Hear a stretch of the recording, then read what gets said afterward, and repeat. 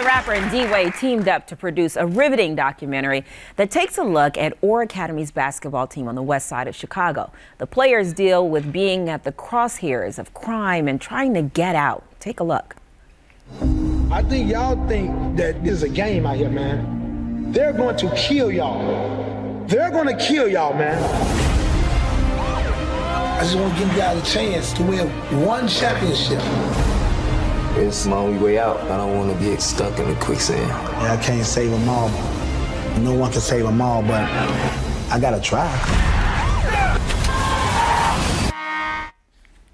Please welcome Marquise Pryor and producer Daniel Poneman from Shot in the Dark. Hi, guys. Hey, guys. Do we call you Marquise or Kizo? Because in the documentary, your friends call you Kizo. You can call me Kizo. Okay. Kizo. A very powerful documentary. We both watched it last night. And it talks about the highs, the lows, very low point for you. You were not able to play in your state championship game, went into jail for gun possession. What are you doing now, and how do you feel about decisions that you made that kind of cost you? Well, what I'm doing right now, I'm trying to become a motivational speaker. And, you know, I started a clothing line. So as far as like my decisions back in the past, you know, basically, you know, I just took it as a lesson learned. You know what I'm saying? I just want to just help the youth not go down the route I went down. Right. And Daniel, why did you get behind this documentary and wanted to do it?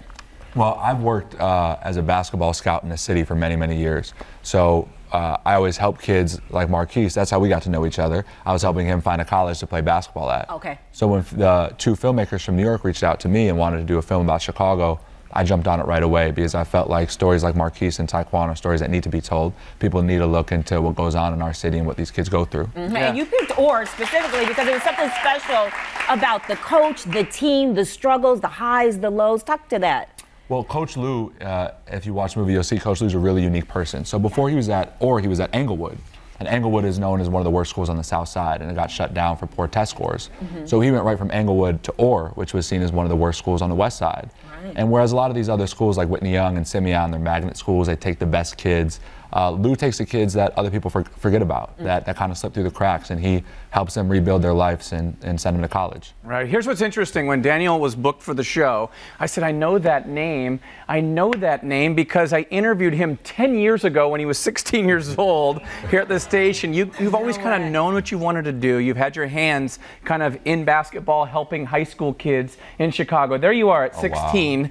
And now a part of this film. Yeah. Pretty wild. Pretty wild. Look at you. And there you guys are. Yes. You had to be really impressed with the fact that D-Wade and Chance the Rapper wanted to get involved with this project too, right? What did that mean to you, Kiza? Basically, you know, I was real appreciative. You know, me, the whole team, you know, Taekwon, you know, Dusty, Ben, you know, Danny, you know, the whole team was, you know, we was appreciative of D-Wade and Chance wanting to get behind the film.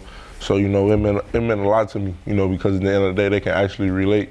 You know, both of the guys being from the south side of Chicago, you know, so, you know, it was just a blessing. Right. And Chance recently hosted a Chicago premiere and said this about the film. There's a lot of opportunities that are afforded to certain people and thought of as just the way that things are supposed to go or have been traditionally, so they continue in that way. And in our communities and in our culture, we miss a lot of those opportunities. And I think it's just important to try and shed light on important stories, say what's good, do what's good. And also this movie's just a good movie overall. I mean, it has a great message to it, but cinematically also it's a dope film. There you go. Great to have those powers behind it.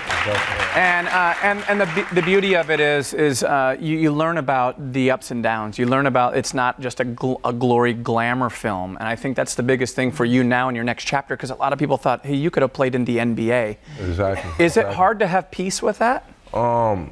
It's crazy because sometimes, you know, I find myself like sitting back thinking like, man, one day I could have actually been in the NBA. And like over time, you know, I learned to cope with it. You know what I'm saying? At the end of the day, I just feel like whatever it meant for me, you know, that's what's, you know, it'll be. Basically, it'll be. So, you know, there's no other way for me to look at it outside of me just moving forward and just, you know, just rolling with the punches. And you know, maybe the highs and the now, lows. excuse me, I'm so sorry. I think maybe now, after watching it, maybe you can take the same trajectory as Coach Lou, because you can give back and reshape and influence some of these young kids, because you know what you went through.